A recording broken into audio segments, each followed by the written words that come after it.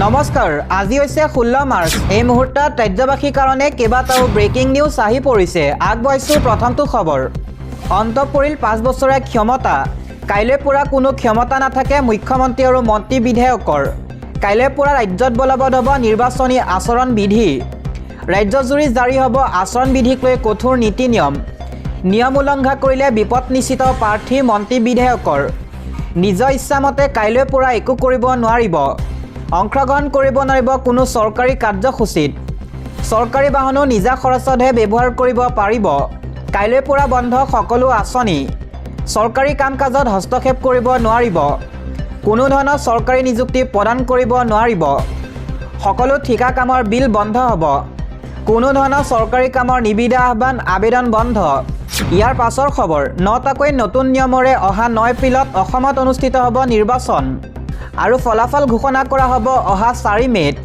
পোনপ্ৰথমবাৰৰ বাবে ভোট কেন্দ্ৰৰ ভিতৰলৈ নিব নোৱাৰিব মোবাইল প্ৰৱেশ দ্বাৰতে মোবাইল ফোন এৰি যাব লাগিব ভোটাৰে প্ৰথমবাৰৰ বাবে ইভিএমত ৰঙীন ফটো থাকিব প্ৰাৰ্থীৰ এটা ভোট কেন্দ্ৰত 1200 ভোটাৰেহে কৰিব পাৰিব ভোটদান ভোট কেন্দ্ৰৰ 100 মিটাৰ দূৰতহে থাকিব পাৰিব প্ৰাৰ্থীৰ বুথ ভোটদানৰ পিছতে ভোটাৰে লাভ কৰিব ক্লিয়াৰ ইনফৰমেশ্যন স্লিপ প্ৰতিটো ভোট কেন্দ্ৰত থাকিব 100% ৱেবকাষ্টিঙৰ ব্যৱস্থা প্ৰতিটো ভোট কেন্দ্ৰৰ হ'ব পোনপটীয়া দৃশ্যগ্ৰহণ ইচিএ এপ নামৰ এপৰ জৰিয়তে সকলো তথ্য পাব ভোটাৰে 2 ঘণ্টাৰ মূৰে মূৰে ভোটদানৰ হাৰ আপলোড কৰিব পাৰিব প্ৰিজাইডিং অফিচাৰে প্ৰতিগৰাকী বিএলৰ বাবে থাকিব সঠিক পৰিচয় পত্ৰ পৰৱৰ্তী খবৰ বিচাৰি খেদিম বাংলাদেশী অসমৰ ভূমিৰ পৰাই বেদখলকাৰী শেষ সকিয়নি গৃহমন্ত্ৰী অমিত শ্বাহৰ নিৰ্বাচনৰ পূৰ্বে বেদখলকাৰীক শেষ সকিয়নি দিলে কেন্দ্ৰীয় গৃহমন্ত্ৰী অমিত শ্বাহে অসমত বিচাৰি খেদিম বাংলাদেশী এই মন্তব্য অমিত শ্বাহৰ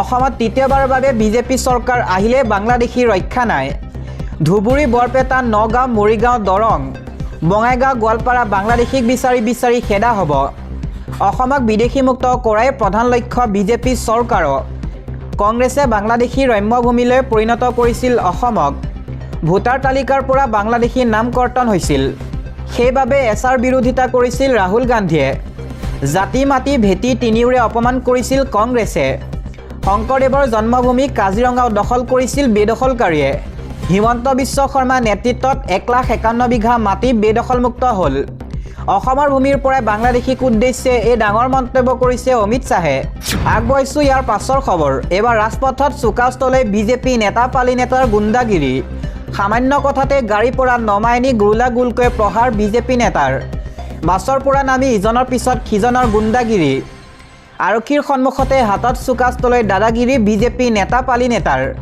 এখন ছুইপ বাহনে অভাৰটেক কৰাক লৈ আক্ৰমণ সোণাপুৰৰ ৰাজপথত বিজেপি নেতাৰ এই গুণ্ডাগিৰি ঘটনাটো সংঘটিত হয় দিবলৈছো আন এটা খবৰ ৰাজ্যজুৰি বতৰে লৈছে কাল ৰূপ জিলাই জাৰি কৰা হৈছে অৰেঞ্জ এলাৰ্ট ৰাজ্যৰ প্ৰান্তে 100 কিলোমিটাৰ বেগত বলিব ধুমুহা নামনি অসমত বতৰে ল'ব কাল ৰূপ নলবাৰী বৰপেটা বঙাইগাঁৱত অৰেঞ্জ এলাৰ্ট জাৰি কৰা হৈছে উজনি নামনি বৰাক উপত্যকাত য়েল্লো এলাৰ্ট জাৰি কৰা হৈছে তিনিচুকীয়া ডিব্ৰুগড় শিৱসাগৰ যোৰহাট গোলাঘাট লগতে মাজুলী লখিমপুৰ ধেমাজি শোণিতপুৰ চৰাইদেউ আৰু বিশ্বনাথ চাৰিআলি কাৰ্বি আংলং ডিমা হাছাও চিৰাং লগতে মৰিগাঁও নগাঁও তেজপুৰ কামৰূপ মহানগৰ কামৰূপ দৰং পশ্চিম কাৰ্বি আংলং কাছাৰ কৰিমগঞ্জ শ্ৰীভূমি দক্ষিণ খালমাৰা ধুবুৰী গোৱালপাৰা বাক্সা দিবলৈছো আন্তঃৰাষ্ট্ৰীয় এটা খবৰ মধ্যপ্ৰাচ্যত ধ্বংসলীলা ইৰাণৰ সেনাৰ ঘাটি তছনছ কৰিলে আমেৰিকাই ইতিমধ্যে 15টাকৈ দিন অতিক্ৰম কৰিলে ইৰাণ ইজৰাইলৰ যুদ্ধই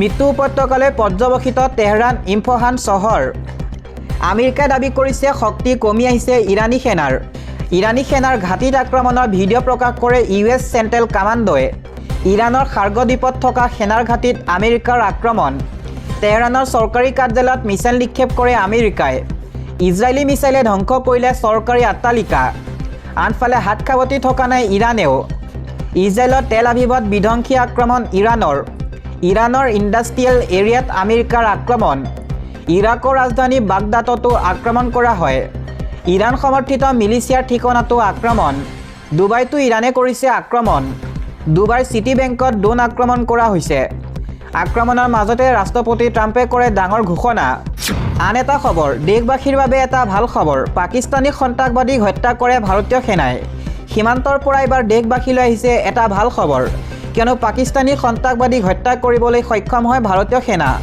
ভাৰতত প্ৰৱেশৰ চেষ্টা কৰোঁতে সন্ত্ৰাসবাদী চেদেলি ভেদেলি হ'ল শৰীৰ। ভাৰতৰ সীমান্তত সন্দেহজনক অৱস্থিতি ধৰা পেলাইছিল চোৰাংচোৱাই। AK-47 ৰাইফল পিষ্টলকে ধৰি আপত্তিজনক সামগ্ৰী উদ্ধাৰ কৰা হয়। উৰি ছেক্টৰৰ লাইন অফ কণ্টেলাত এই ঘটনা সংঘটিত হয়। ভাৰতীয় সেনা আৰু জম্মু কাশ্মীৰৰ আৰক্ষী চলিছিল যুটীয়া অভিযান। পুৱতি নিশা অভিযানত ধৰাশায়ী কৰা হয় পাকিস্তানৰ সন্ত্ৰাসবাদীক। আন এটা খবৰ, অসমত নাটনি নহয় ঘৰুৱা ৰন্ধন গেছৰ চিলিণ্ডাৰ। 40খন নতুন দেশৰ পৰা গেছ আহিছে ভাৰতলৈ। অসমবাসীক অভয়বাণী দিলে মুখ্যমন্ত্ৰী হিমন্ত বিশ্ব শৰ্মাই। বিপদৰ বন্ধু হিচাপে পুনৰ থিয় হৈছে ৰাছিয়া। ৰাছিয়াৰ পৰা ভাৰতলৈ আহিছে গেছ আৰু তেল। LPG ক্ষেত্ৰৰ সংকটত আহিবলৈ নিদিয়ে ভাৰত চৰকাৰে। LPGৰ ক'লা বজাৰ বহালেই লগে লগে হ'ব গ্ৰেপ্তাৰ। প্ৰতিখন জিলাৰ আয়ুক্তক নিৰ্দেশনা প্ৰদান মুখ্যমন্ত্ৰী। জোখতকৈ বেছি LPG কিনি বজাৰ বহালেই হ'ব গ্ৰেপ্তাৰ। LPG ক'লা বজাৰ, LPG উৰা বাতৰিক লৈও কঠোৰ মুখ্যমন্ত্ৰী হিমন্ত বিশ্ব শৰ্মা। দিবলৈছো আন এটা খবৰ, বৰাকৰ 3খন আসন অগপক এৰি 18 মাৰ্চত ওলাব বিজেপি পূৰ্ণাংগ প্ৰাৰ্থীৰ তালিকা। বৰাক উপত্যকাৰ মুঠ 13খন আসনৰ ভিতৰত 3খন অগপক এৰি দিয়াৰ সিদ্ধান্ত বিজেপিৰ। 2024 বিধানসভা নিৰ্বাচনলৈ সাজু হৈছে বিজেপি। প্ৰাৰ্থী তালিকাও প্ৰায় সম্পূৰ্ণ হৈছে গেৰুৱা দলটোৰ। অহা 18 মাৰ্চত বিজেপি প্ৰাৰ্থী তালিকা প্ৰকাশ পাব। শনিবাৰে শিলচৰত সাংবাদিকৰ প্ৰশ্ন উত্তৰত এই বিষয়ে অৱগত কৰে মুখ্যমন্ত্ৰী হিমন্ত বিশ্ব শৰ্মাই। ইপিনে শনিবাৰে বিয়লি পুনৰ গুৱাহাটীত আহি উপস্থিত হয় গৃহমন্ত্ৰী অমিত শ্বাহ। সাংবাদিকৰ আগত মুখ্যমন্ত্ৰীগৰাকীয়ে কয় যে অহা 18 মাৰ্চত বিজেপি প্ৰাৰ্থী তালিকা প্ৰকাশ পাব। নতুন মুখক প্ৰাধান্য দিব নেকি বুলি সাংবাদিকে প্ৰশ্ন কৰাত মুখ্যমন্ত্ৰীয়ে কয় যে নতুন মুখক অৱশ্যে প্ৰাধান্য দিয়া হ'ব। বৰাকত আসন ভাগ-বতৰা কিদৰে কৰা হ'ব তাৰো আভাস দিলে মুখ্যমন্ত্ৰীয়ে। তেওঁ জনোৱা মতে বৰাক উপত্যকাৰ মুঠ 13খন আসনৰ ভিতৰত 3খন আসন অগপক এৰি দিয়া হ'ব। এই 3খন আসন হৈছে সোণাই, দক্ষিণ কৰিমগঞ্জ আৰু আলগাপুৰ। বাকী 10খন আসনত প্ৰাৰ্থিত্ব প্ৰদান কৰিব বিজেপিয়ে। বিজেপি মিত্ৰজোঁটে কিমানখন আসন লাভ কৰিব বুলি সাংবাদিকে প্ৰশ্ন কৰাত মুখ্যমন্ত্ৰীয়ে উত্তৰত কয় যে সনাতনী ৰাইজে যিমান ভোটদান কৰিব সিমানখিনি আসনেই লাভ কৰিব। উল্লেখযোগ্য যে দুদিন পূৰ্বে বিজেপিৰ ৰাজ্যিক সভাপতি দিলীপ শইকীয়াই মংগলদৈত সাংবাদিকক জনাইছিল যে অহা 17 মাৰ্চত বিজেপি প্ৰাৰ্থী তালিকা প্ৰকাশ পাব পাৰে। অৱশ্যে আজি মুখ্যমন্ত্ৰী হিমন্ত বিশ্ব শৰ্মাই 18 মাৰ্চ তাৰিখেহে প্ৰাৰ্থী তালিকা প্ৰকাশ পাব বুলি মন্তব্য কৰে। ইফালে দুদিনীয়া ভ্ৰমণ সামৰি আজি প্ৰধানমন্ত্ৰী নৰেন্দ্ৰ মোদী অসমৰ পৰা উভতি গৈছে আৰু তাৰ ঠিক পাছতে কেন্দ্ৰীয় গৃহমন্ত্ৰী অমিত শ্বাহ গুৱাহাটীত উপস্থিত হৈছেহি। কোন কোন সমষ্টিত কাক কাক প্ৰাৰ্থিত্ব প্ৰদান কৰিব আৰু মিত্ৰ দলক কোনকেইখন আসন এৰি দিব সেই সন্দৰ্ভত চূড়ান্ত আলোচনা হোৱাৰ সম্ভাৱনা আছে। তাৰ পাছতে 18 তাৰিখে চূড়ান্ত প্ৰাৰ্থী তালিকা প্ৰকাশ পাব। বিজেপিৰ ৰাজ্যিক সভাপতি দিলীপ শইকীয়াই উল্লেখ কৰা মতে মিত্ৰ দল অগপক কমেও 25খন আৰু BPFক 12খন আসন এৰি দিয়াৰ সম্ভাৱনা আছে। বাকী কেইখন আসনত প্ৰতিদ্বন্দ্বিতা কৰিব বিজেপিয়ে। অৱশ্যে বড়োভূমিত BPF আৰু UPPL যদি বুজাবুজিলৈ আহে তেন্তে UPPLৰ বাবেও আসনৰ ব্যৱস্থা কৰা হ'ব বুলি শইকীয়াই মন্তব্য কৰে। অসম বিধানসভা নিৰ্বাচনৰ দিন এতিয়াও ঘোষণা কৰা নাই নিৰ্বাচন আয়োগে। তথাপিও বহাগ বিহুৰ পূৰ্বে নিৰ্বাচনৰ ভোটগ্ৰহণ অনুষ্ঠিত হোৱাৰ সম্ভাৱনা আছে। এবাৰ এটা পৰ্যায়তে ভোটগ্ৰহণ অনুষ্ঠিত হ'ব বুলি চৰ্চা চলা দেখা গৈছে বিভিন্ন মহলত।